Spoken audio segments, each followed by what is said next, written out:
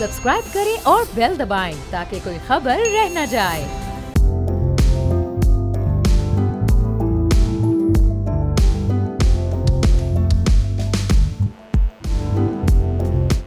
अस्सलाम वालेकुम, मैं हूं बाब जहांगीर। आप देख रहे हैं प्रोग्राम व्यापार। और निस्बतन एक बेहतर शुरू होने वाले हफ्ते का एक मायूस कुन इख्तिताम स्टॉक मार्केट में हुआ है, जहां पर आज भी एक बड़ी मंदी देखी गई। 1100 से ज़ायद पॉइंट्स की आज कमी हुई और इंडेक्स 60,000 की जो एक नफसियाती हद थी उससे भी नीचे आ गया है। अब ये इतनी गिरावट की मार्केट में क्या वजूहात हैं, जबकि हमने इस हफ्ते के इब्तिदाई 2 दिनों में मार्केट को रिकवर होते देखा था, लेकिन आखिरी 3 दिन में मुसलसल मंदी रही है। हुकूमत साजी के अमल में जो अभी ताख़ीर हो रही है, क्या इसकी वजूहात ये हैं? आज के सेगमेंट में हम इस पर बात करेंगे। कफील अहमद इस वक्त हमारे साथ स्टॉक मार्केट की सूरत हाल से हमें आगाह करेंगे। कफील, बताइएगा 1100 से ज़ायद पॉइंट्स की आज कमी हुई है, कल भी हमने मंदी देखी, परसों भी मार्केट में एक डाउनफॉल आया था, तो ये इसकी क्या वजूहात सामने आ रही हैं? क्या कहना है मार्केट में कारोबार करने वालों का?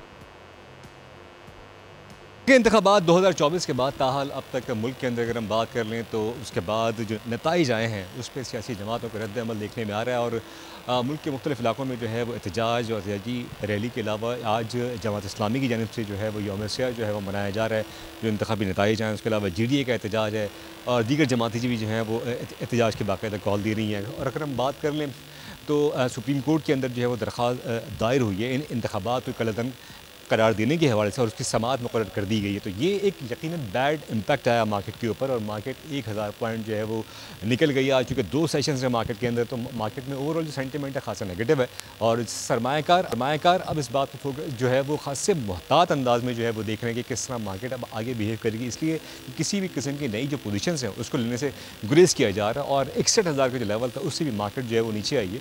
और सरमायाकारों को यही कहना है कि अगर हुकूमत जब तक मुकम्मल तौर पर जो तश्कील साजी का अमल है मुकम्मल नहीं होता है उस वक्त तक मार्केट की ये सूरत हाल रहेगी। और मार्केट में अगर कोई और नेगेटिव खबर आती है तो वो उसकी जो है वो मंदी का बाइस बनेगी। और फिलहाल जो है वो एतमाद बहाल होता हुआ दिखाई नहीं दे रहा। और सरमायाकारों का यही कहना है कि फौरी तौर पर जो इंतखाबात हो गए हैं हुकूमत बननी चाहिए और हुकूमत बनने के बाद IMF से जो मुज़ाकरात का अमल है उसको तेज़ से तेज़ करना चाहिए। मतलब कफील, आप बता रहे हैं कि इसकी वजह से इस वक्त मार्केट में ये मंदी के जो आसार हैं वो बहुत अब गहरे हो चुके हैं। पिछले 3 दिन से सिलसिला मुसलसल जारी है। बहुत शुक्रिया कफील, हमें अपडेट कर रहे थे। एहसन मेहनती साहब हमारे साथ मौजूद हैं जो कि MD और CEO हैं आरिफ हबीब कमोडिटीज़ ग्रुप के।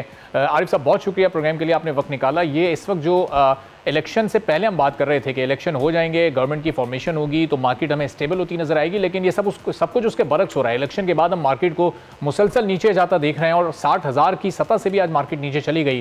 क्या रिएक्शन है आपका इस पर?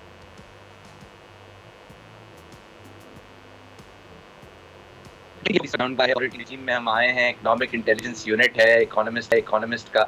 आई think unfortunately we are into a situation के जहां पर यूरोपियन यूनियन कुछ डिसीजंस ले रही है हमारे लिए। जो कोई US कांग्रेस हमारे पीछे पड़ी हुई है कि ये इलेक्शन के अंदर जो है कोई ऐसे रिजर्वेशंस हैं हमारे ऑपोजिशन की। आई थिंक कि जब ये गवर्नमेंट यानी कि PM का स्लॉट फिल हो जाएगा तो ये मसले हल हो जाएंगे। अपेरेंटली हमें डिसीजन मेकिंग थोड़ी सी फास्ट करनी है क्योंकि वरना ये जो सिचुएशन है ये जाहिर है हम मीडिया पे जितना इसको प्रोमुलगेट करेंगे उतना ज़्यादा ये जो है वो उतना ज़्यादा ये फैलेगा। तो आई थिंक कि we have 21 days post election, जल्द से जल्द जो भी PM होते हैं उनको बना दें। ये इकोनॉमिक जो अनसर्टेनिटी है, पॉलिटिकल अनसर्टेनिटी है, जैसे ये ख़त्म होती है वैसे मार्केट जो है दोबारा या पाकिस्तान के जो बॉन्ड्स हैं वो, अगर आप देखिए गोल्डमैन सैक्स की आज की रिपोर्ट इंडिकेट कर रही है बॉन्ड प्राइसेस दोबारा बढ़ने लगे।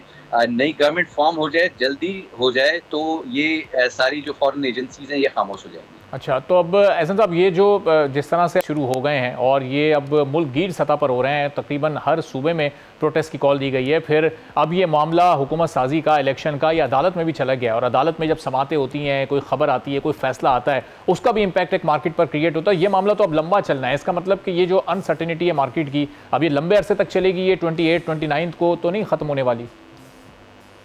देखिए 10-20 सीट का इशू है, बट अपेरेंटली नजर ये आता है कि जितनी जल्दी डिसीजन मेकिंग होती है, मेरे ख्याल से डिसीजन मेकिंग भी हो चुकी है। अब ये है कि कुछ स्टेप्स लेने हैं। स्टेप्स ये लेने हैं कि PM का स्लॉट राइट अवे फिल कर लें। जो भी रेलेवेंट होते हैं लोग, उनके हिसाब से जो भी अपेरेंटली जितनी जल्दी डिसीजन मेकिंग होती है उतनी जल्दी गवर्नमेंट फॉर्म होगी। जितनी जल्दी गवर्नमेंट फॉर्म होती है ये फिर हम तो ये कोर्ट के मामला चलते रहते हैं, ये लॉन्ग सिनेरियो। अच्छा, और ऐसा साहब ये जो 60,000 से नीचे चला गया है इस वक्त इंडेक्स, ये इसका मतलब क्या है कि बड़े पैमाने पर क्या इन्वेस्टर्स ने अपनी इन्वेस्टमेंट को निकाल लिया है? क्या प्रॉफिट टेकिंग हो गई है? क्या सरमायाकारों का एतमाद अब बहाल नहीं हो पा रहा मार्केट में? अचानक से इतना बड़ा डाउनफॉल क्यों आ गया? देखिए, ये MSCI जो इंडेक्स प्रोवाइडर है उसने 22 पाकिस्तानी कंपनीज को जो है उसने उसको ऐड किया अपनी लिस्ट के अंदर। पाकिस्तान का 3.25% से ज़्यादा वेट है MSCI के अंदर, और ये 2 दिन पहले पोस्ट इलेक्शन हुआ है ये डिसीजन। और आई थिंक अपेरेंटली ये फॉरेन इन्वेस्टमेंट की निशानदेही है, ये डायरेक्ट कर रहे हैं फॉरेन इन्वेस्टमेंट पाकिस्तान का रुख करने लगी है। SIFC के बाद कतर, UAE, ये सारे ममालिक जो हैं, सऊदीया, इनकी सपोर्ट पाकिस्तान को आने लगी है। तो आई थिंक कि ये तो इकोनॉमिक फ्रंट पे Pakistan has done lot of milestones, ये जो केयरटेकर गवर्नमेंट में हुआ। अब ऐसी सिचुएशन को डील करने के लिए अगर पॉलिटिकल अनसर्टेनिटी होती है, ये जैसे ही खत्म होती है वैसे ही हम देखेंगे कि एक बूस्ट आएगा, मार्केट्स दोबारा रिकवर करेंगी, बट जल्द से जल्द जो है ये PM स्लॉट फिल होना चाहिए। और ऐसे सब ये नवंबर, जो लास्ट नवंबर गुजरा, उसके एंड में या दिसंबर के आगाज में जो एक बूस्ट था मार्केट में और अपने ऑल टाइम हाई पर मार्केट जा रही थी, उस वक्त तो एक्सपेक्टेशन की जा रही थी कि इलेक्शन के आसपास ये 70-75,000 को भी टच कर सकती है। कुछ लोग आउट ऑफ द बॉक्स आकर ये भी कह रहे थे कि शायद ये 6 फिगर्स को भी टच कर जाएगी आने वाले 2-3 माह में, लेकिन कुछ भी नहीं हुआ वैसा, बल्कि और मार्केट में थोड़ी सी गिरावट हमने देखी है। तो ये इसकी क्या वजूहत आपकी नज़र में? पिछले 2-3 महीने मार्केट के लिए बेहतर नहीं रहे? देखिए, ये पिछले 4-5-6 सालों से ये मसला है हंग पार्लियामेंट का, और आई थिंक ये अभी भी है, और मुझे ये लगता है कि ये सारी जिंदगी रहेगा हंग पार्लियामेंट। ये भी एक अच्छी सिचुएशन होती है, पोजीशन होती है, जो भी ऑपोजिशन हो, बट अपेरेंटली गवर्नमेंट बननी चाहिए। अब वो बनाने में डिलेज करते हैं, यानी कि फॉर एग्जांपल नई कोई कोalition बन जाती है, फिर उसके बाद एक और नई कोalition बनने शुरू हो जाती है, और फिर फिर जो कोalition में होते हैं उसमें से भी लोग निकलना शुरू हो जाते हैं, या फिर कोalition टू कोalition जो है कॉन्वर्जेशन होना शुरू हो जाती है। आई थिंक ये डिसीजन मेकिंग का लैप्स है जो पे इम्पैक्ट कर रहा है। इनिशियली एक्सपेक्टेड था, यूजुअली इलेक्शन के टाइम पर अनसर्टेनिटी होती है, मार्केट में करेक्शन आ गई 4-5 हज़ार पॉइंट की। अब मार्केट जो है 50% से ज़्यादा पूरे साल के अंदर इंक्रीज हो चुका है। पिछले साल अगर हम देखें तो अब इस साल की जो इंक्रीज है वो तो मार्केट में प्रोजेक्टेड है 30 से 40% इजाफा। कम होनी चाहिए, खत्म चाहिए, उसको इलेक्ट करें जो भी जिस भी तरीके से, and let the courts work later on. वहाँ पर जो कोर्ट के डिसीजंस होते हैं उसको फॉलो किया जाए, बट इसकी जो डिसीजन है चूंकि ये हो चुकी है, इम्प्लीमेंटेशन जब तक होती रहेगी तब तक अनसर्टेनिटी रहेगी। सही। अच्छा, ऐसा सब ये गवर्नमेंट जब फॉर्म हो भी जाएगी, फॉर्मेशन के बाद भी ये कोई मजबूत गवर्नमेंट नहीं होगी, क्योंकि बहुत सारी सियासी जमातों पर ये मुश्तमिल होगी। जब ये फॉर्मेशन गवर्नमेंट की हो जाएगी तो वो भी एक कमज़ोर हुकूमत होगी, तो उसका भी फिर कोई इम्पैक्ट क्या मार्केट पर रहेगा, या फिर आने वाले दिनों में जब IMF की अगली इंस्टॉलमेंट आ जाएगी तो मार्केट बहरहाल फिर स्टेबल हो जाएगी?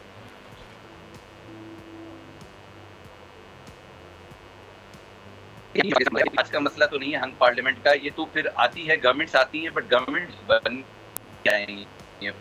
पॉइंट ये कि इस वक्त तो गवर्नमेंट बनी नहीं है, और फिर नहीं बनने में बहुत ज्यादा प्रोटेस्ट भी हो रहे हैं, और फिर जाहिर है आप देख रहे कोलिशंस बन रही हैं, तो ये अनसर्टेनिटी इम्पैक्ट कर रही है। अदरवाइज इकोनॉमिक फ्रंट पे सॉलिड परफॉर्मेंस जारी है। कैपिटल मार्केट के अंदर आप देखें, एहसन साहब को रिकनेक्ट हम करते हैं, आपको रिकनेक्ट करते हैं ताकि आपकी आवाज़ सही तौर पर नाज़रीन तक पहुंच सके। एहसन मेहनती साहब बड़ी अहम बात कर रहे हैं इस वक्त, और ये कह रहे हैं कि जिस तरह से इस वक्त हुकूमत साजी में देर हो रही है तो उसके बड़े मनफी असरात इस वक्त मार्केट पर पड़ रहे हैं, और स्टॉक मार्केट इसीलिए डाउनफॉल का शिकार है। जैसे ही हुकूमत बन जाएगी तो खासियत तक ये मार्केट रिकवर कर जाएगी। अब इस वक्त जो निगरान हुकूमत जाते जाते फैसले कर रही है उस पर एक आवाम की मुश्किलात भी बढ़ रही हैं, अवामी रद्द-ए-अमल भी आ रहा है, पेट्रोल की कीमत को बढ़ा दिया गया, और अब उससे ज़ाहिर इन्फ्लेशन में एक खातिर ख्वाह इजाफा हो जाएगा,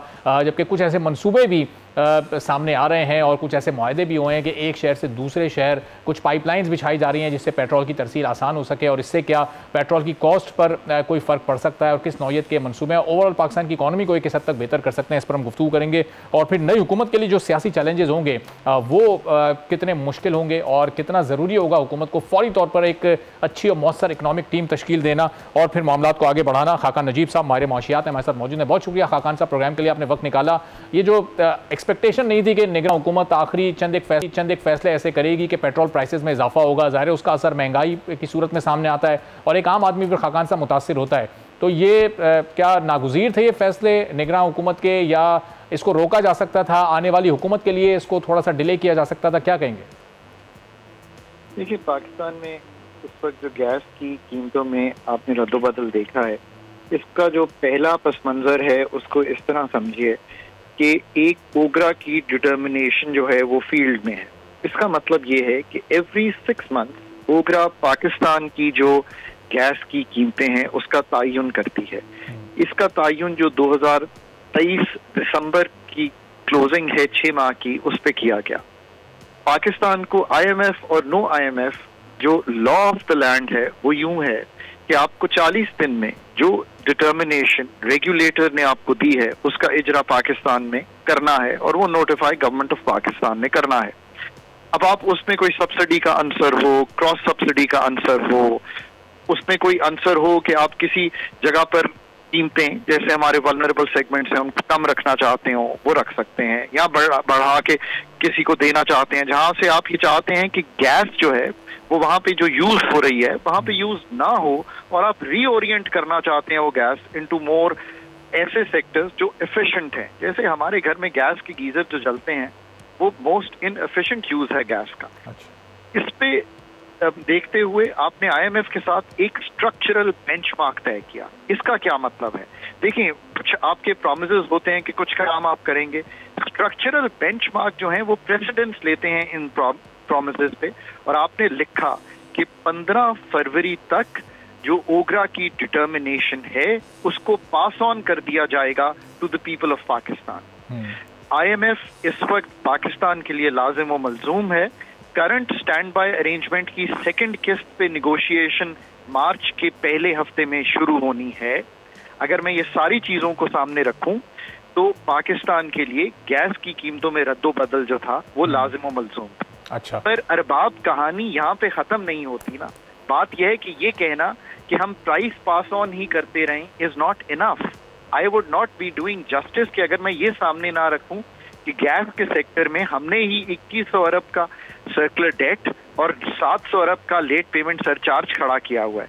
गैस के सेक्टर की एफिशिएंसीज जो सुई कंपनीज हैं उनकी बहुत इम्प्रूवमेंट मांगती है। प्राइवेटाइजेशन की तरफ हम नहीं बढ़ सके, हम इस तरफ भी नहीं बढ़ सके कि हम 4200 MMCFD गैस आज से 5 साल पहले पाकिस्तान में प्रोड्यूस करते थे, आज वो फिगर 2900 MMCFD पर आ गया है। तो क्या गैस के सेक्टर को रीवैम्प करना हमारे पास लाजिम व मलजूम नहीं हो गया? अरबाब ऑब्वियसली हो गया है। सो प्राइसिंग चेंजेस को जहां हम सपोर्ट करते हैं गिवन द रेगुलेटर्स डिटर्मिनेशन, वहां अगर आप ये बाकी काम ना करें, हमारे जो लॉसेस हैं जिनको आप कहते हैं जो मच अबव द रेगुलेटर हैं उनको ठीक करना तो हुकूमत वक्त का, क्योंकि हुकूमत ओनर है ऑपरेशंस की भी।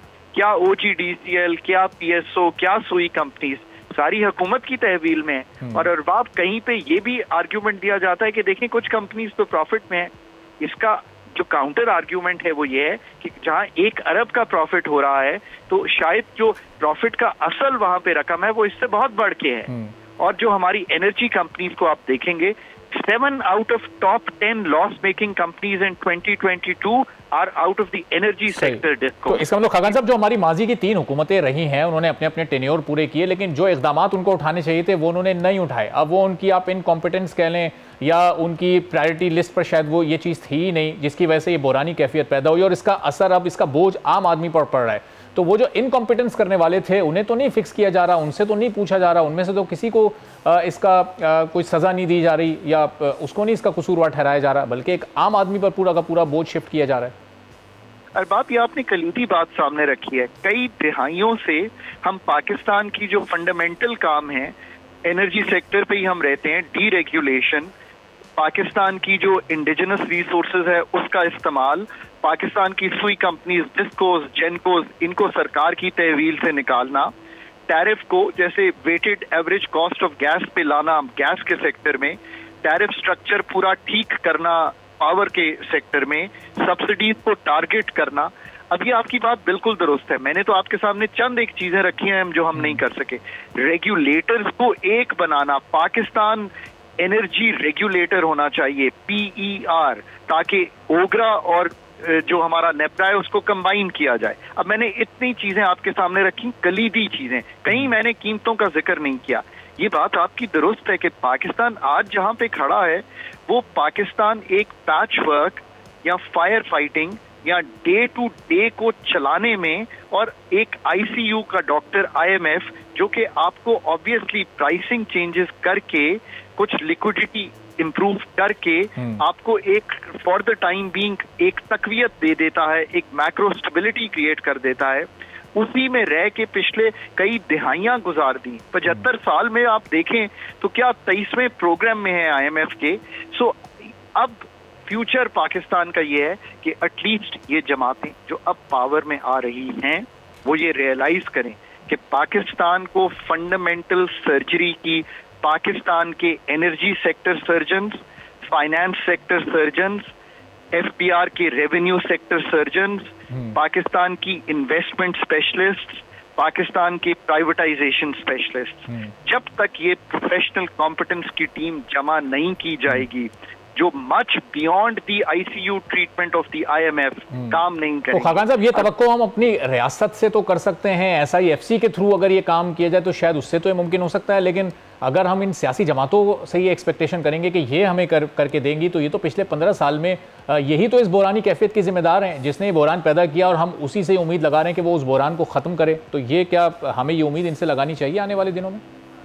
देखिए, एक तो बहुत इंपॉर्टेंट गुफ्तगू ये है कि SIFC को अगर हम देखें तो मैं इसको 3 तरह से सोचता हूँ। नंबर 1 कि वो इन्वेस्टमेंट पाकिस्तान में बोथ डोमेस्टिक एंड फॉरेन जो है उसको लाने में मदद दे हमें। नंबर 2 उसको मैं इस तरह सोचता हूँ कि वो एक होल ऑफ गवर्नमेंट अप्रोच लेकर चले जहाँ फेडरल और प्रोविंशियल कोऑर्डिनेशन हो सके ताकि जो इम्प्लीमेंटेशन का फुकदान पाकिस्तान में हम कई दफा देखते हैं वो पूरा किया जा सके। और नंबर 3 तकवीयत दे वो फैसलों को, क्योंकि वो लॉ इन्फोर्समेंट एजेंसी में चैलेंज नहीं हो सकते, तो जो इनर्शिया सिस्टम में बिल्ड हो जाता है उसको ओवरकम किया जा सके।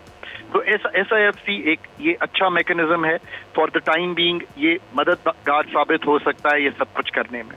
But Arbab, here's the more important point, SIFC में कोई फाइल फॉर अप्रूवल तो आएगी ना, उस फाइल की क्वालिटी इटसेल्फ डिटरमिन करेगी कि वो फैसला जो है उसकी जो आप कहेंगे क्वालिटी है of the work that needs to be done वो कैसा होता है। उसमें फिर आपको वापस जाना पड़ेगा into the ministries, into the divisions, into the झैली अदारे जो इस वक्त चल रहे हैं सरकार के नीचे, और इसलिए पॉलिटिशियंस को अपने नीचे वो टीमें बिल्ड करना फिर भी जरूरी हो जाएगा। आई एम श्योर कि SIFC भी ये काम अपने अंडर कर सकती है ताकि क्वालिटी ऑफ डिसीजंस बहुत बेहतर हो और फिर उसकी इम्प्लीमेंटेशन एंड देन उसकी जो रिजल्ट्स हैं वो कौम तक पहुंच सकें। ठीक है, बहुत बहुत शुक्रिया खाकान नजीब साहब, हमारे माशियात में बड़ी मुनासिब और काबिल अमल तजावीज़ दे रहे थे कि किस तरह से इस बहरानी कैफियत से निकला जा सकता है। एक छोटा सा ब्रेक लेते हैं, ब्रेक के बाद वापस आएंगे, कुछ मजीद अहम मौज़ूआत पर बात करेंगे।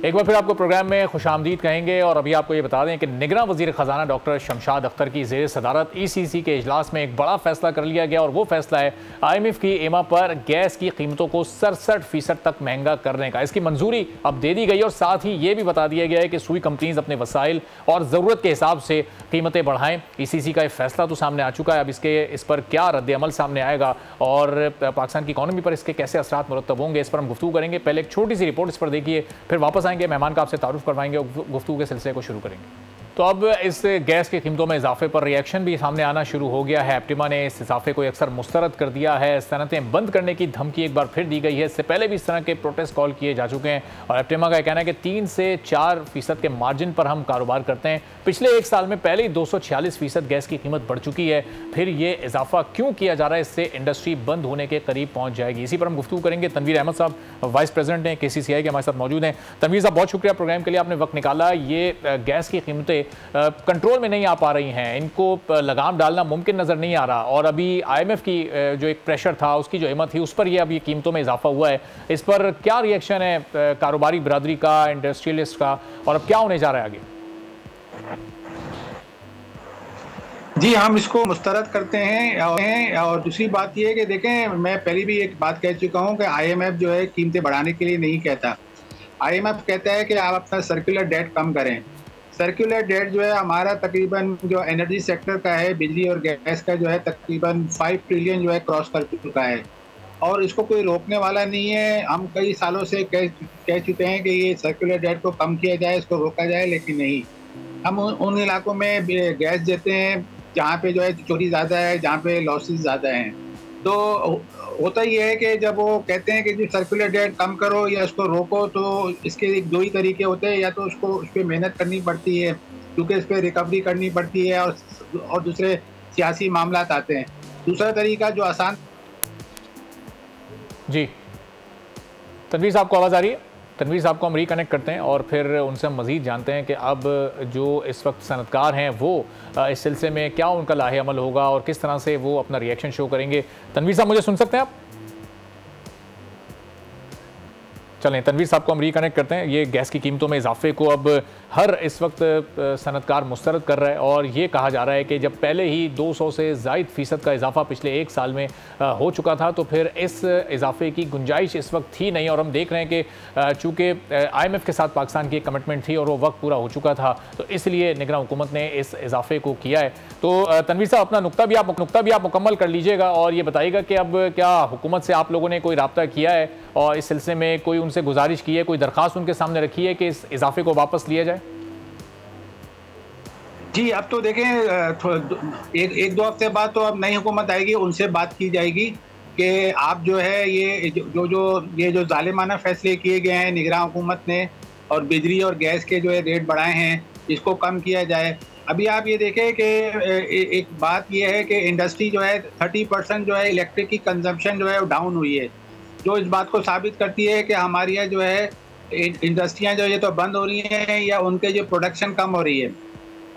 तो और उसके अलावा अगर यही सूरत हाल रही तो ये जो हमारी जो बिजली की जो कंजम्पशन है वो 50% तक कम हो जाएगी और हमारी एक्सपोर्ट भी गिरेगी। देखिए, इस साल जो है मैं आपको बताता हूँ कि इस साल हमें जो है तकरीबन 25 अरब डॉलर से ज़्यादा जो है IMF और दूसरे इदारों को वापस करने हैं। और तो अगर ये हमारी जब एक्सपोर्ट गिरेगी, और इसके अलावा वर्ल्ड बैंक ने भी ये कहा है कि जो पाकिस्तान में जो रेमिटेंस है वो भी इस साल जो है कम होंगी, तो उसमें भी कमी वाक़ई होगी। तो इस तरह अगर ये बिजली और गैस के रेट बढ़ाते रहेंगे तो हमारी इंडस्ट्री जो है बंद होना शुरू हो जाएगी। और जैसे मैंने आपको बताया कि ये साबित करता है कि जो 30% इलेक्ट्रिसिटी की जो कंजम्पशन कम हुई है तो हमारी प्रोडक्शन कम हो रही है या जो हमारी फैक्ट्रियां बंद हो रही हैं। तो अगर इसी तरह ये सूरत हाल रही तो हमारी जो है एक्सपोर्ट जो है वो गिरेगी और जो हुकूमत का जो टारगेट है कि इसको 50 अरब डॉलर पे लेके जाना है वो भी हम अचीव नहीं कर सकेंगे, बल्कि जो हमारी एक्सपोर्ट है जो ऑलरेडी जो इस वक्त चल रही है वो भी कम हो जाएगी। ठीक है, और कितना मुतासिर होगी एक्सपोर्ट तनवीर साहब? ये फिगर्स कितने नीचे आ जाएंगे और कितने इंडस्ट्रियलिस्ट इससे मुतासिर होंगे? कौन कौन सी ऐसी इंडस्ट्रियाँ हैं जो कि फिर इससे सबसे ज़्यादा मुतासिर होंगी और बंद होने के करीब आ जाएंगी? सबसे ज़्यादा मुतासिर जो हमारी टेक्सटाइल की होगी। हमारी टेक्सटाइल की जो टोटल एक्सपोर्ट है उसमें जो 59% जो है वो टेक्सटाइल का हिस्सा है।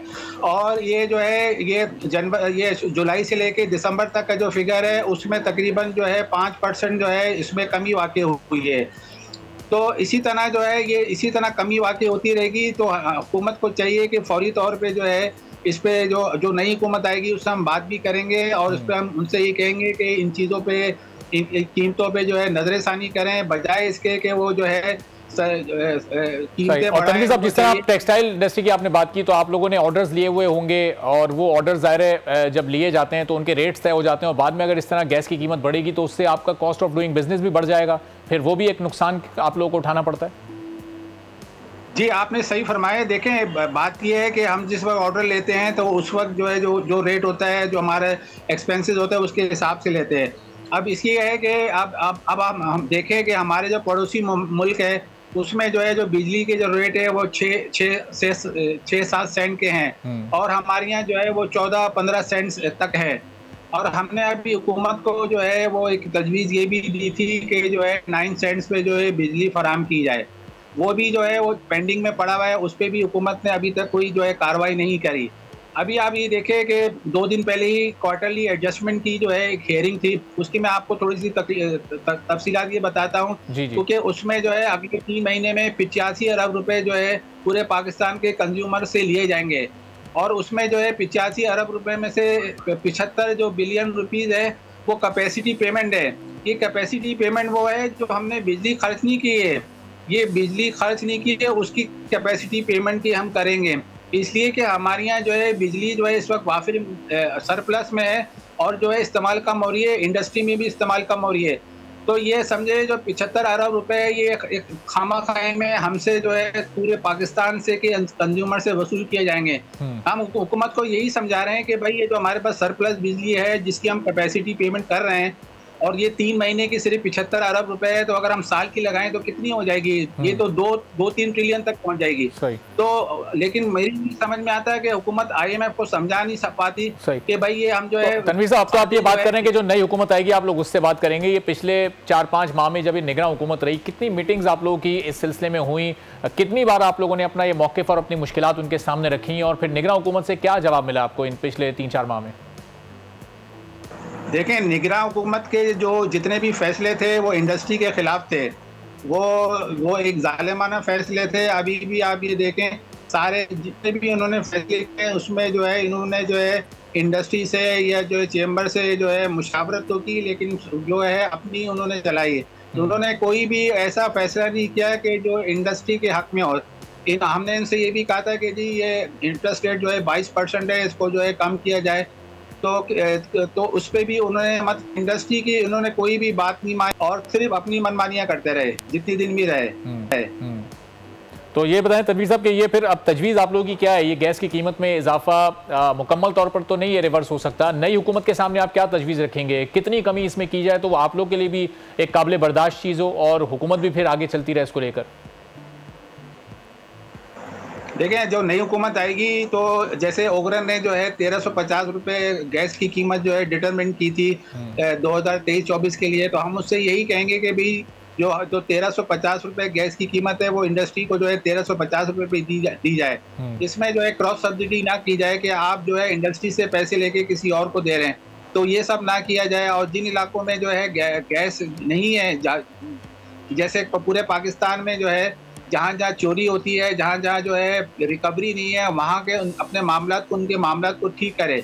ये नहीं है कि मैं अगर इंडस्ट्री कोई एक इंडस्ट्री है या कोई एक आदमी है जो पूरी कीमत अदा कर रहा है लेकिन वो उसके चोरी के भी पैसे अदा कर रहा है, जो सर्कुलर डेट हो रहा है, वो ईमानदार जो लोग पेमेंट करते हैं, जो वक्त पे पेमेंट कर रहे हैं, आप उनसे सारे सर्कुलर डेट की कीमत वसूल कर रहे हैं, तो हम उनसे सारी ये बातें करेंगे। उसके अलावा हम ये भी बात करेंगे कि बिजली जो है वो 9 सेंट्स पे जो है फराम की जाए। इस वक्त हमारे यहाँ सरप्लस बिजली है और जो है इसकी हम कैपेसिटी पेमेंट भी कर रहे हैं। ये सारी बातें हम उनसे करेंगे कि ये सारे काम किए जाए। अगर आप चाहते हैं कि इंडस्ट्री चले और मुल्क में बेरोज़गारी ख़त्म हो और जो है एक्सपोर्ट बढ़े, तो आपको ये सारे इक़दाम करने होंगे, इंटरेस्ट रेट भी कम करना होगा। सही। और तनवीर साहब, फिर अगर ये ज़ाहिर है कि इससे पहले भी हमने देखा था कि तमाम सनतकारों ने एक दिन के लिए कराची की हद तक हमने देखा था एक बड़ा एहतजाज किया था, सनतों को बंद किया गया था और उस पर भी ज़ाहिर हुकूमत ने कोई उसको संजीदगी के साथ नहीं लिया था। तो इस तरह का कोई एहतजाज, कोई प्रोटेस्ट, कोई ऐसी प्लानिंग है कि थोड़ा सा प्रेशर डाला जा सके हुकूमत पर अपना मौक़िफ़ मनवाने के लिए? नहीं, पहले तो देखें, हुकूमत जब नई हुकूमत बनेगी तो हम पहले तो उनसे बात करेंगे। और दूसरे अभी तो देखें, सबसे पहला मरहला तो जो है इस वक्त जो है हुकूमत को आती ही जो है बजट बनाना है। हमने बजट की तैयारी शुरू कर दी है और उसमें अपने जो है अपने मेंबरों से जो है तजावीज़ देना शुरू कर दी है और हम उसकी तैयारी कर रहे हैं और इंशाल्लाह जो है इसी महीने हम अपनी तजावीज़ भेज देंगे और हम जाके उनसे मीटिंग भी करेंगे। इस्लामाबाद बजट से पहले भी 1-2 मीटिंग करेंगे, उनको हम बैठ के बात करेंगे। ऐसे नहीं, अगर उसके बाद भी हमारी बात नहीं मानी जाती तो फिर हम जो है वो डिसाइड करेंगे कि हमें एहतजाज का रास्ता करना है या क्या रास्ता अख्तियार करना है। अच्छा, तो तनवीर साहब, ज़ाहिर है जो इस वक्त सियासी जमातें मिलकर हुकूमत बना रही हैं, इनकी जो इकनॉमिक टीम्स हैं उनके साथ माजी में भी आप लोग के रवाबित रहे होंगे। इससे पहले PDM की हुकूमत में इसहाक डार साहब ने एक लंबे अरसे तक एज फाइनेंस मिनिस्टर सर्व किया, तो उन थिंक टैंक्स के साथ आप लोग के कोई राब्ते हैं? आपकी इन डिमांड्स पर उनकी कोई माइंड मेकिंग हो रही है? आगे वो इसको मानने के मूड में हैं, इसको कंसीडर करेंगे, नहीं करेंगे? चूँकि अभी हुकूमत आने में भी ज़ाहिर है कि कुछ 2 हफ्ते का वक्त बाकी है, तो ये होमवर्क पहले से शुरू हो चुका है? नहीं, अभी तो ऐसे देखिए, इस वक्त सियासी माहौल है, इस वक्त तो जो है सब अपने कामों में लगे हुए हैं, हुकूमत जो है अपने कामों में लगी हुई है, तो अभी तो हमारी कोई राब्ता नहीं है। लेकिन जैसी राब्ता होगा, जैसी वो हुकूमत बनाएंगे तो हम उनसे ज़रूर राब्ता करेंगे और जो है तमाम मामलात उनके सामने रखेंगे और फिर इंशाल्लाह हमें उम्मीद है कि जो है वो हमारी बात समझेंगे और जो है जो ऐसे इक़दाम करेंगे जिससे इंडस्ट्री को, एक्सपोर्टर्स को फायदा हासिल हो। और तनवीर साहब, ये जो ओगरा की जानिब से कीमत मुकर्रर की गई थी 1350, इसमें भी तमाम तर मुनाफा शामिल था। इसमें ऐसा तो नहीं था कि 1350 रुपये आप पर लागू करने की सूरत में कोई सर्कुलर डेट बढ़ रहा हो या मुल्की इदारों को नुकसान हो रहा हो, ये भी एक काबिल अमल ये फिगर था। जी देखिए, 1350 रुपये जो ओगरा ने जो है गैस की कीमत मुकर्रर की थी, तो इन्होंने ये किया कि किसी वो 1350 जो है किसी के लिए 2200 रुपये कर दी और किसी के लिए 400 रुपये कर दी, किसी के लिए 500 रुपये कर दी। अच्छा, तो अगर वो सबके लिए 1350 करते तो सबको बराबर का होता है, लेकिन उन्होंने ये किया, अगर इनको किसी को रिलीफ देना था, अगर किसी को भी रिलीफ देना था तो जो है वो उसको जो है अपने पास से देते, लेकिन इन्होंने किया ये कि इंडस्ट्री से पैसे लेके ये दूसरों को रिलीफ दे रहे हैं, तो मतलब इंडस्ट्री को नुकसान पहुंचा रहे हैं। हमेशा यही हुआ है कि माजी में भी यही हुआ है कि इंडस्ट्री को जो है हमेशा नुकसान पहुंचाया गया है पाकिस्तान में। लेकिन देखें, जब इंडस्ट्री चलेगी तो रोज़गार भी फराहम होगा, लोगों को रोज़गार मिलेगा, बेरोज़गारी ख़त्म होगी। जब बेरोज़गारी जब बढ़ेगी तो उसमें फिर ये होता है कि अमन व अमान की सूरत हाल भी ख़राब होती है और हमारी फिर एक्सपोर्ट भी बढ़ेगी। तो हुकूमत को चाहिए कि जो रेट मुकर्रर किए थे 1350 रुपये, वही रेट जो है दिए जाए। ठीक है, इंडस्ट्री। चलें, बहुत बहुत शुक्रिया। तनवीर अहमद साहब CCI हमारे साथ मौजूद थे और बड़े तहफ़्फ़ुज़ात हैं इस वक्त तमाम सनतकारों को, जिस तरह से गैस की कीमत में ECC के इजलास में इजाफा किया गया और एक बड़ा इजाफा 67% का किया गया, तो ज़ाहिर है उसके अब असरात भी मार्केट पर मुरतब होना शुरू हो गए। और इसी ECC के इजलास में एक और फैसला किया गया और वो फैसला था गाड़ियों पर टैक्स लगाने का। 25% इजाफी टैक्स अब गाड़ियों पर लगा दिए गए जो 1400 CC से ज़ायद की गाड़ियाँ हैं। तो पहले ही पाकिस्तान में जो गाड़ियों की फ़रोख्त थी वो कम हो रही थी, लोगों की जो बाइंग कैपेसिटी है बहुत कम हो चुकी है और अब इस 25% के मज़ीद टैक्स के बाद तो ये कीमतों में और भी ज़्यादा इजाफा हो जाएगा। तो उसके बाद ये इंडस्ट्री कितनी मुश्किलात का शिकार हो जाएगी, इसी पर गुफ्तगू करते हैं। मशहूद अली खान साहब ऑटो एक्सपर्ट हैं, हमारे साथ मौजूद हैं। बहुत शुक्रिया मशहूद साहब, प्रोग्राम के लिए आपने वक्त निकाला। ये जो 25% अब मज़ीद इजाफे का फैसला हो चुका है, इससे कितना इजाफा होगा एक एवरेज अगर हम बात करें तो हर गाड़ी की कीमत में? देखिए, प्राइसेस तो आपकी इसमें आप 17% ऑलरेडी आप सेल टैक्स दे रहे थे, तो 7% आपके एड ऑन होगी। बात ये नहीं है, बात ये है कि हम क्या पाकिस्तान में इंडस्ट्रियलाइजेशन की तरफ बढ़ रहे हैं या इंडस्ट्रीज को बंद करने की तरफ बढ़ रहे हैं। हमने पिछले 2 से 2.5 साल में देखा कि पाकिस्तान में इंडस्ट्रीज अपना वॉल्यूम अचीव नहीं कर पाई, प्रोडक्टिविटी उनकी गिर गई, परचेजिंग पावर आज हमारी गिर गई। तो ऐसी सूरत हाल में इंडस्ट्रीज किस तरह से सर्वाइव करेगी? लास्ट ईयर 2023 में अगर मैं बात करूं, जनवरी 2023 से लेकर दिसंबर 2023 में 365 दिन होते हैं। 365 दिन में अगर गैजेटेड हॉलीडेज और हम हटा दें 250 डेज बनते हैं। 250 डेज के अगेंस्ट इंडस्ट्री ने 135 डेज काम किया है। अगर एक साल में सिर्फ 4.5 महीने अगर इंडस्ट्री काम करेगी तो सर्वाइव कैसे करेगी? और जो इस वक्त इंटरिम गवर्नमेंट का ये जाते जाते जो हमें इंडस्ट्री को तोहफे दे रहे हैं, ये इंडस्ट्रियलाइजेशन की कोई सपोर्ट नहीं है। हमें तो इंडस्ट्रीज का चाहिए कि प्रोडक्शन बेस्ड इंसेंटिव दी जाए, जो ज़्यादा प्रोडक्शन कर रहा है उसको इंसेंटिव दिया जाए। यहाँ इंसेंटिव तो कम, आपको शटडाउन की तरफ लेके जा रहा है। और आप देख रहे हैं कि पाकिस्तान में जो हालात है, स्पेशली स्मॉल एंटरप्राइजेस का अगर आप सेगमेंट उठाएं तो हमारी मेजोरिटी जो है स्मॉल एंटरप्राइजेस, वो इंडस्ट्री ऑलरेडी बंद हो चुकी है। और एक इंडस्ट्रीज में अगर आपके 10-15 लोग अगर काम करते हैं, SMEs की बात कर रहा हूँ, उसमें आपकी 20 से 25 फैमिलीज काम कर रही है। इस वक्त अनएम्प्लॉयमेंट आपका सबसे बड़ा चैलेंज है। तो मैं ये समझता हूँ आने वाली जो गवर्नमेंट है उसके लिए ये बहुत बड़ा सवालिया निशान है कि वो कैसे से एम्प्लॉयमेंट जनरेट करेगी, किस तरह से इंडस्ट्रियलाइजेशन पॉलिसी अनाउंस करेगी। और अब मशहूद साहब, ये FBR को ये इस साल जो ये 4 अरब का इजाफी ये टैक्स मिलेगा, रेवेन्यू मिलेगा, ये सिर्फ इस वजह से फैसला किया गया है। अब ये टैक्स बढ़ने से सेल कम हो जाएगी ऑटोमेटिकली, ज़ाहिर है उससे सेल पर असर पड़ेगा। बजाय इसके कि टैक्स को कम रखा जाए, सेल बढ़ाई जाए, तो उस मद में ज़्यादा टैक्स जमा किया जा सकता है? या फिर ये जो ये नई पॉलिसी लेकर आ रहे हैं 25% इजाफी टैक्स, ये इसका कोई फ़ायदा आपको होता नज़र आ रहा है? देखिए, एक तो हमें ये देखना चाहिए कि हमें टैक्स किस सेक्टर में लगना चाहिए, और जो इस वक्त जो सेक्टर पाकिस्तान में टैक्स पे नहीं कर रहे, हम उनको इनवाइट करें, उनको ऑन बोर्ड करें, ना कि जो इंडस्ट्री ऑलरेडी टैक्स दे रही है उस पर उसका बर्डन डाला। ये तो ज्यादती है। आप टैक्स नेट बढ़ाने की बात करें, टैक्स वॉल्यूम खुद बढ़ेगा। तो हम नेट टैक्स नेट क्यों नहीं इंक्रीज कर रहे? हम क्यों नहीं अपना टैक्स नेट पर उन लोगों को लेकर आ रहे हैं या उस सेक्टर को लेकर आ रहे हैं जो इसमें मौजूद नहीं है? हम उन चीज़ों पर फोकस करें तो वो बेहतरीन होगा। अदरवाइज ये तो आप जिस टारगेट का बात कर रहे हैं शायद ये नामुमकिन उनके लिए ये अचीव करना। आहिस्ता आहिस्ता इंडस्ट्रीज बंद होती जाएंगी तो आप एक शॉर्ट टर्म में आप सोचते हैं कि हम ज़्यादा इंसेंटिव ले लें, तो वो शायद वो आपके लिए आने वाले कल जैसे 2024 जून हमारी ऑटोमोटिव इंडस्ट्रीज के लिए अच्छा साल नहीं है, इसलिए कि पिछले साल भी हमने देखा है हमारी वॉल्यूम गिरा है और इस साल हम यही देख रहे हैं कि शायद उसके 19-20 का वॉल्यूम आप अचीव कर पाएंगे। तो ये इंडस्ट्री वैसे ही अपनी मुश्किलात का शिकार मौजूद है। इस मुश्किलात से निकालने के लिए आपको ऑन बोर्ड लेना पड़ेगा और इस तरह से एग्जाम की बजाय आप इंडस्ट्रियलाइजेशन की तरफ और उसकी इंडस्ट्री इंसेंटिव की बात करें, टैक्स नेट आपका बढ़ जाएगा, ठीक है, मगर बर्डन ना हो। और मतलब ये जो इस वक्त 25% इजाफी सेल्स टैक्स लगा है, अब इससे एक सेल कितनी मुतासिर होगी गाड़ियों की? क्योंकि पहले हमने एक 20-22-25 लाख की गाड़ी को 35 लाख की होते देखा, फिर वही गाड़ी अब ऐसा लग रहा है कि 45-50 लाख तक पहुंच जाएगी, फिर उस पर ये इजाफी टैक्स भी, तो ये एक आम सारिफ की पहुंच से कितना दूर होती जाएंगी ये गाड़ियाँ? देखिए आम सारिफ तो इस वक्त पिछले साल 2023 में ऑलरेडी कासिर था गाड़ी खरीदने, स्मॉल सेगमेंट के लोगों की बात कर रहा हूँ, middle class, lower middle class, वो गाड़ी से हमारी दूर था। अब तो मेरा तो ख्याल है कि गवर्नमेंट को तो प्रेशर इस तरफ सोचना चाहिए कि पब्लिक ट्रांसपोर्ट सिस्टम बना दे, तो शायद आम आदमी तो अब गाड़ी नहीं ले पाएगा। तो पब्लिक ट्रांसपोर्ट सिस्टम ही अच्छा कर दे कि जिसमें लोग सफर कर सके। इस वक्त वो दुश्वार है गाड़ी लेने का, या गाड़ी का जो इस तरह का इंसेंटिव है जिसमें प्राइसेस इंक्रीज होंगी, आम आदमी middle class, lower middle class गाड़ी खरीदने से दूर हो गया है। और मसूद साहब, ये जो बड़े बड़े ब्रांड्स हैं गाड़ियों के और उनके बड़े बड़े प्लांट्स जो हैं, उसमें भी हमने पिछले दिनों देखा कि कभी एक ब्रांड ने अपने प्लांट को बंद किया, कभी दूसरे ने बंद किया, तो उससे एक अनएम्प्लॉयमेंट का भी फैक्टर फिर सामने आता है, उससे फिर पाकिस्तानी ही सफ़र करते हैं। तो ये इंडस्ट्री अब आगे आने वाले दिनों में कितना मुश्किल है इसमें सर्वाइव करना? मैंने भी आपसे अर्ज की थी कि 2023 में ऑटोमोटिव इंडस्ट्रीज ने 135 दिन काम किया है।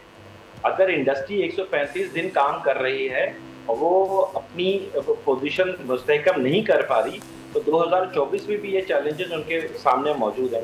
ऐसी सूरत हाल में आप किस तरह से समझ सकते हैं कि इंडस्ट्री ग्रो करेगी? इस वक्त ऑलरेडी इंडस्ट्री अनएम्प्लॉयमेंट बढ़ चुकी है, स्मॉल इंटरप्राइजेस अपने प्लांट शट डाउन कर चुके हैं, आगे ये चैलेंजेस देख रहे हैं। हम इकोनॉमी और पॉलिटिकल स्टेबिलिटी की तरफ मुंतजिर हैं, वो अगर नहीं हो पा रही तो किस तरह से आप अपना कॉन्फिडेंस बिल्डअप कर रहे हैं लोकल एंटरप्रेन्योर्स का या लोकल इंडस्ट्रियलिस्ट का? आप किसी तरह से अपने लोकल इंडस्ट्रीज को ऑन बोर्ड लें और उनका कॉन्फिडेंस को बहाल करें। जब तक वो लोकल इन्वेस्टर्स अपना इन्वेस्ट नहीं कर पाएगा, बाहर से क्यों आप देख रहे हैं कि बाहर से लोग आ जाएंगे? इस वक्त बड़ा मुश्किल वक्त है, इसमें सबको एज अ नेशनल स्पिरिट के साथ नेशनल पॉलिसीज की बात करनी चाहिए। ठीक है, बहुत बहुत शुक्रिया। पे और बोझ मत डालें। ठीक है, बहुत शुक्रिया। मसूद अली खान साहब ऑटो एक्सपर्ट हमारे साथ मौजूद थे और रहे थे कि टैक्स नेट को बढ़ाया जाए, जो ऑलरेडी टैक्स पेयर्स हैं उन पर मजीद बोझ ना डाला जाए। इसी के साथ आज के प्रोग्राम से इजाजत दीजिए, अल्लाह हाफ़िज़।